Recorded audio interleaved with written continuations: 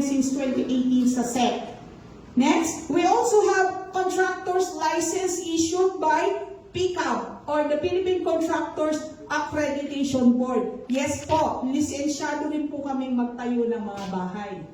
Next, we are also registered with the Department of Human Settlement and Urban Development or DSUD as a realty business firm.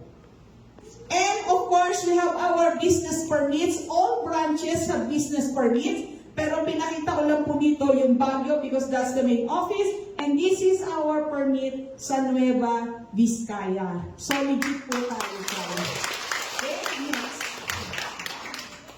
We're also registered with different government agencies like the BIR, no? And our taxes ng Bastana, binabayaran po sa Baguio yan. And lagi po kaming may sulat sa BIR because they classified Bastana as one of the top taxpayers in Baguio. And of course, we're also registered with the Department of Labor and Employment or DOLE.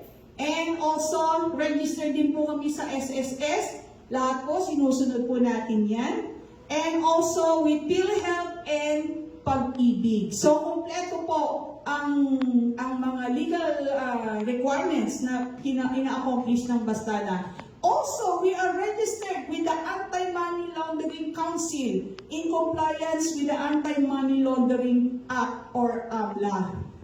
So, lahat po ng nire-require talagang ginagawa po namin yan. So, we have that registration also. And these are the PRC licenses of the key officers and lead brokers of Bastana. That's my husband, Engineer Larry Apostol.